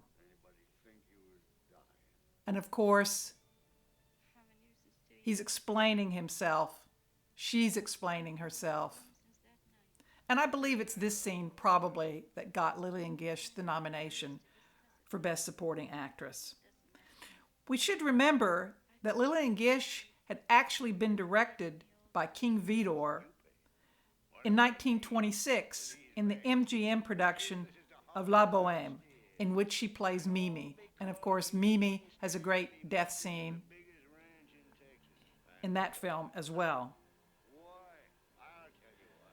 But here they find not only recriminations still alive, and I'm not sure if Lionel Barrymore overplays this, but of course, what he's expressing is still his deep sexual and emotional hurt over his perception that she wanted to run away with Scott Chavez, which is something that she denies. This is, again, your melodramatic too late. What if they had talked to each other and actually this information had gotten out years before? But no, in melodrama, these secret hurts, these unspoken accusations, people think they know what they know, but in actual point of fact, they don't. And then the reconciliation. I love the look of her face and how she raises herself out of the bed. It's with her last physical energy and effort to move over to her husband. And in her going across the room is in some ways a visual repetition of Pearl's movement in the degradation scene. And then she just literally drops out of his sight, out of the camera's vision. And then we have such a melodramatic moment with the camera closing in on the window, on the storm, and the rocker on the porch.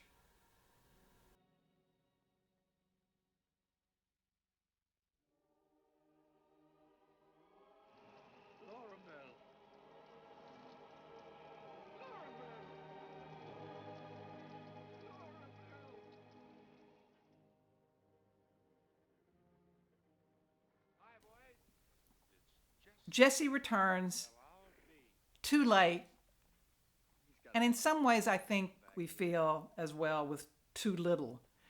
We've had such big emotion in these two scenes, the degradation scene and then Laura Bell's dying scene. And he comes back and he's so restrained. And it's a return to family dysfunction in the sense, at this moment when he's told that his mother is not in her bedroom, it's very cruel to say that she's in a long pine box. There's nothing gentle about this. I mean, and of course, Beautiful Dreamer has been Laura Bell's theme. And of course, the irony now is there's no waking. It's very appropriate that it's Vashti who recounts how Pearl has been devastated by the death of Laura Bell and basically exiled herself to the barn. We assume she's exiled herself, but of course we can't forget Larbell's declaration that Pearl would stay in the house as long as she stayed in the house. So that's kind of interesting in not knowing why Pearl is in the barn.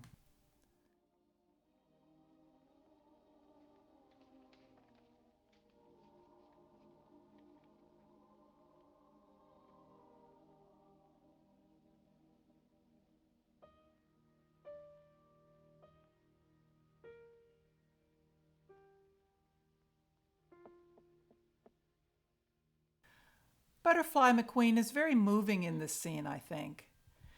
She was a very good actress, and Duel in the Sun is her last film. She got very tired of playing characters who were dim-witted. She once said that she didn't mind playing comedy, but she was just tired of playing stupid.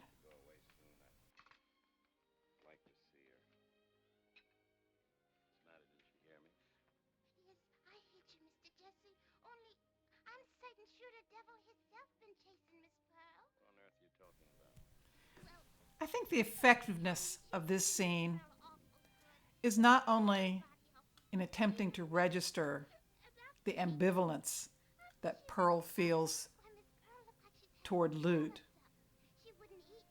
but also how, at least in the film, Jessie and Pearl are incompatible. She's a child of nature, which I think is one reason this is played in the barn. She takes comfort in her pony. But her emotions are on just such a different level than his are. And he's attempting to comfort her and once again to look towards the future instead of the past. But he's so limited in imagination. Ultimately, all he can think about is to try to restore her to some girlhood that she never had and that she can never have, that she's beyond. Like his mother, he's a beautiful dreamer. He's steeped in illusion. He's steeped in idealism. He's just not operating in Pearl's reality. He wants to see her potential. He wants to help her. He has deep and tender feelings for her. Now I'm going to take the opportunity to talk about the marketing of this film, which was really a watershed in the film industry. Now, David O. Selznick saw the marketing of this film as an opportunity to prove the validity and profitability of his belief in modern polling. He hired George Gallup and his Audience Research Institute, and he used this organization to guide his decisions about what film to make with whom and how to sell it. So, from his experience with this organization, he believed that a title needed to be known broadly, and that it was crucial to have a kind of anticipatory knowledge of a film, to test and manipulate the market for film at its audiences, and to know how to advertise. So in 1945, the ARI told Selznick that 57% of audiences would want to see a film that was described as being about, quote, a sexy story of a wild, passionate girl, end quote, and that 58% would go see a film, quote, where the emphasis was on spectacular adventure, passionate conflict with a Western setting, end quote.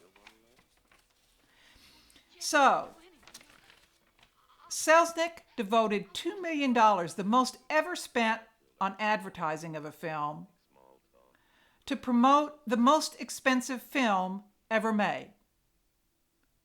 So Selznick wanted penetration, is what ARI called it, so that everyone would know the name of the film, what it meant in the way of a film, and that they wanted to see it. And then he followed this up with what he called blitz exhibition, or saturation of the area. So when the film opened in May of 1957 broadly, it was at 350 theaters. Almost 50 theaters just in the metro New York area had the film. So this was called by Selznick a brand new way to show a film, to have this saturation booking. When in effect, Variety said that it was not that at all, that RKO had used something like this for an Amos and Andy film. And New York Times reviewer Bosley Crowther basically dismissed it, that it was nothing more than an effort to, quote, sell your picture in a hurry before the curious have a chance to get wise, end quote. So the advertising was fast and thick. There was everything from gum labels with burst suns that school children and everyone else was supposed to slap on their apparel. There were t-shirts, there were tie-ins like cigars and special nail polish and men's cologne and a special paint color. The invention of a Duel in the Sun cocktail. The publicity boys sent out 4 women who were dubbed the 4 Urges and were described as pretty girls to promote Duel among newspaper editors. They held lunches, made speeches, passed out promotional literature, and met with journalists. And there was a backlash against this. And finally, this campaign on Duel in the Sun got tacky and, in Selznick's own words, undignified. He wrote in a memo, quote, "We have broken all our rules as to dignity. I think now we are in danger of turning people's stomachs and making ourselves and the picture ridiculous. I can't believe that a picture of this importance, cost, and effort requires the type of stunts that are embarrassing us with the public and the press and that cause people to think we have a lemon we are trying to palm off." Lute rides into town to kill his brother, to obtain Pearl. His emotions, however degraded, however extreme, however sadistic, however inappropriate they may be, they've got something, right? While Jesse coming out without a gun is just so absurd, particularly within the context of the Western, right? That it's as if he wants to sacrifice himself. But when Pearl says she'd die for him, we understand that. But when Jesse basically takes an action like this, it seems like grandstanding. And there's no potential for heroism here, right? There's just a potential for sacrifice. Or is he just stupid? I don't know. Now here's one of those blood red skies that the critic of the New Republic despised so much. And here we have something else that we should expect of melodrama, which is a sudden, inexplicable reversal. In this case, a reversal of McCandless's attitudes. Well, it don't surprise me none. Lute always was a good shot. No, it looks like them ancestors of yours that have put out those bonfires. What do you mean? I guess Jesse's a little tougher than you thought. Thank God. Oh, I thought I knew you better than that, Jackson. I know how fond you were of those boys and how proud of them you were. You know, Lem, it don't seem possible, but I must have been wrong about a whole lot of things. Laura Bell warned me. To say that he's been wrong about a whole lot of things, of course, is putting it mildly. You see them plains and hills? I was so almighty proud of what I carved out of this country. I figured I was building something for Lute and Jesse. And what have I got now? Lute, a murderer, an outlaw. Jesse. Jesse'll come back anytime you want him to. You think so, Lem? You think so? He told me to tell you so. I'm just a lonely old man who needs a friend. Like you said, Lem. That scene and this one were both shot by King Vidor and photographed by Lee Garms. And now we have Helen Langford again. And she's played by Joan Tetzel, who did not have a very long or distinguished film career, but who was in another Selznick film after this one, The Paradine Case. Again, not as a leading lady, but in a supporting role. Cry, I know it. He wouldn't like it. You couldn't do nothing he wouldn't like. You're very fond of Jessie, aren't you?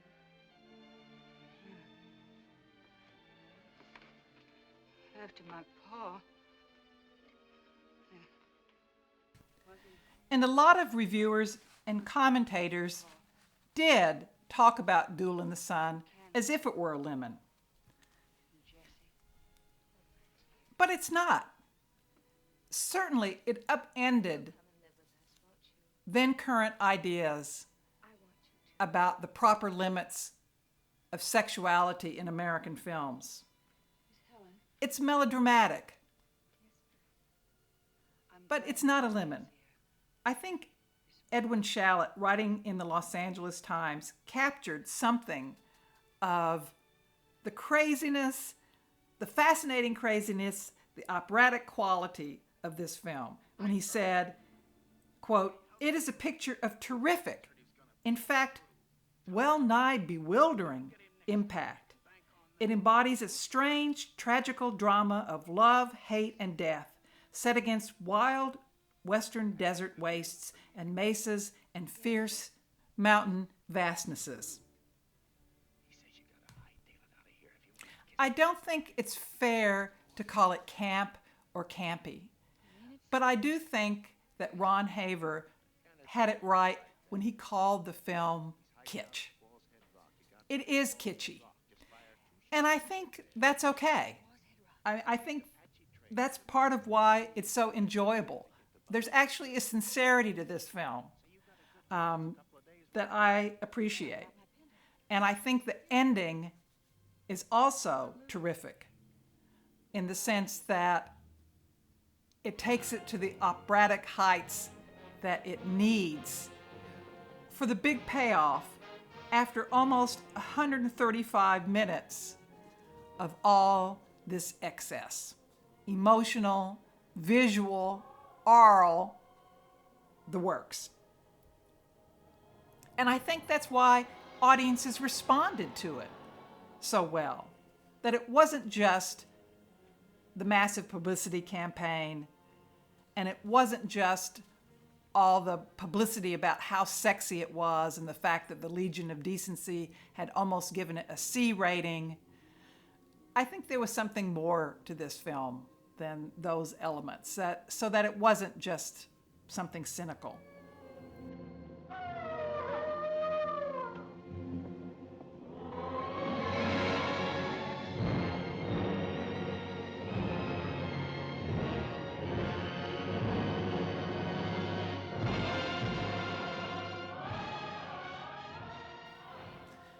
So now we get the Duel in the Sun, the magnificent Liebestod, the Wagnerian ending to this film, where Pearl Chavez is going to kill her lover in order to save Jesse's future.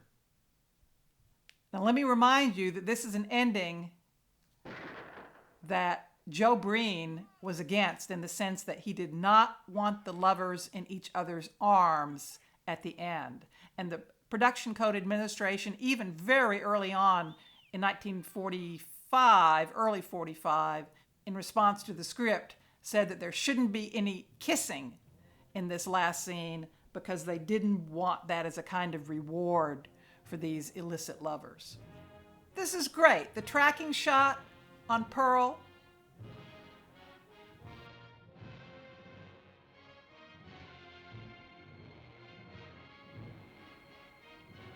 Clint Eastwood was never this resolute and stern, or Pearl's equal to Clint Eastwood at that moment. It's beautifully shot. The close-ups of Pearl were supposedly enhanced by Joseph von Sternberg. Whether he was behind the camera or just threw water on her is of some debate.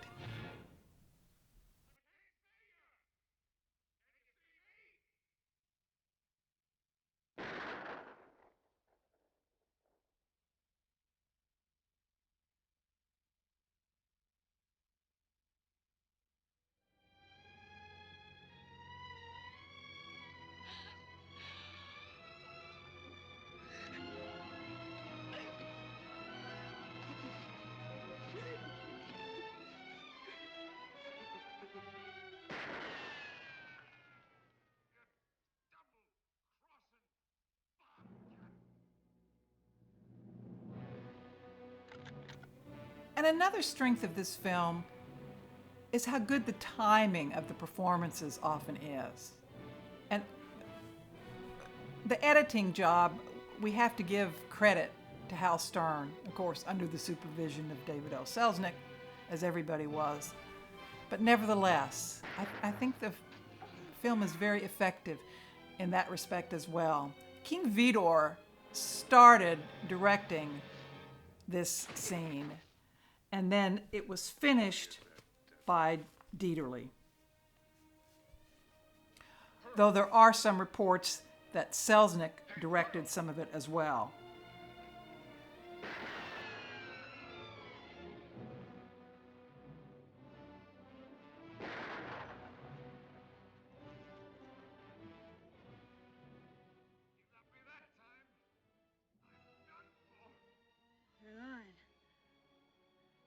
You're lying like you always do.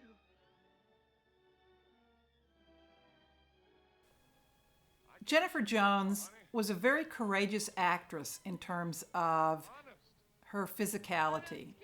I also recommend the film she made for Michael Powell and Emmerich Pressburger, Gone to Earth, where she's always running across the countryside. And it's an exhilarating film, mainly because of her physicality, which I think is very unusual for this time period, except, of course, in musicals,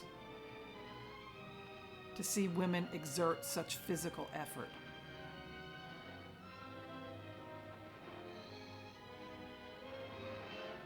She was a very conscientious actress. I think now her performance style doesn't seem natural, and I don't think it ever was natural. There's something about her that seems rather self-conscious, and Robert Lang, in his book on American melodrama, has commented about her style. But I think under the right director, I think under Vidor, I think with Vincent Minnelli in Madame Bovary, I think in Gone to Earth with Powell and Pressburger, I think that they capture something of her and her sincerity and her energy and the kind of emotional transparency of her performances that goes beyond the element of her acting that may seem artificial. Hold you. Just once more. I love you. I love you. Hurry. Hurry. Look! Hurry, honey. Oh, no, no. And it's a very difficult role, as many reviewers pointed out. The range of emotions that she has to show in this film. And of course, it's a film about a girl who is growing up into a woman with no help from the world.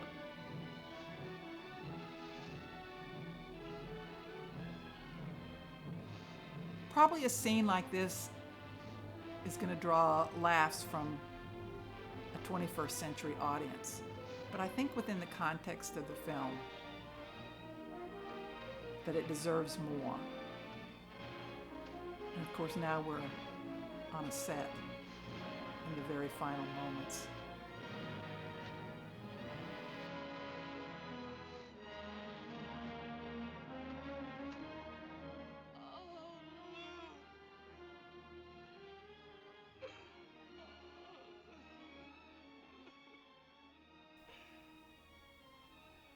Selznick wanted this ending. This was Selznick's ending, right? Because the book ends happily with her and Jesse married. But for the film version, this seems necessary.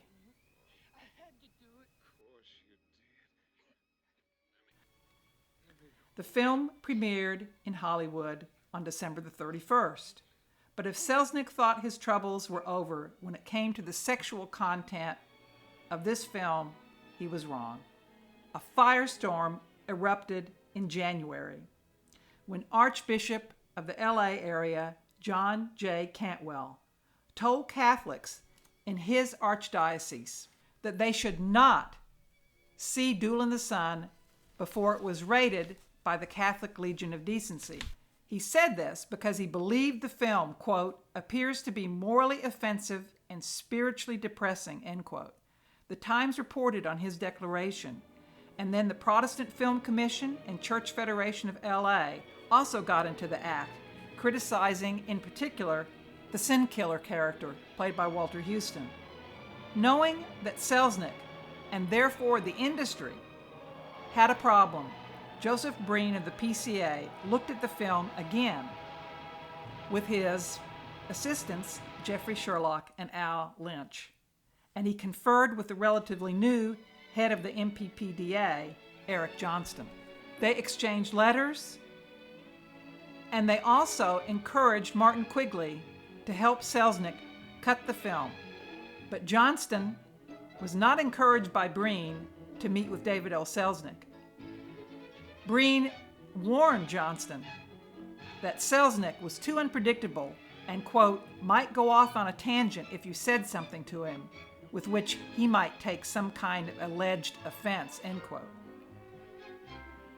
Breen, behind the scenes and without Selznick's knowledge, wrote to the Legion of Decency and basically did a mea culpa, claiming that they should have never passed the film and given it a code certification, and that he hoped to work to correct the film. Not only was the Legion of Decency up in arms, but in July of 1947, a Mississippi congressman entered a resolution in Congress to bring about the censorship of the film, or the banning, in the District of Columbia. He quoted Lloyd T. Binford, the head of the Memphis City Censorship Board, saying, quote, the scene of rape of the half-breed Indian girl should not even be shown to the inmates of a red light district, much less to decent adults. To permit innocent, unsuspecting children to see this lecherous depiction of sexual abnormality and brutality would be contributing to the delinquency of minors. For in the finale of the picture, the two victims of the lowest form of depraved animal passion slaughter each other, and with blood streaming from their wounds and sweat pouring from their bodies, press their mouths together in a last spasm of sadism and die in each other's arms. Hollywood commentators and critics refer to Duel in the Sun as stark realism. It is stark murder. It is stark horror. It is stark depravity. It is stark filth. And beyond the fact that the film made so much money, it really put pressure on censorship systems. And it changed the way movies were publicized and exhibited. And it changed the Western and set trends in that genre for the post-war period. So even beyond being a kind of kitschy classic, this film, I think, has great value, and I hope you've had a good time watching it.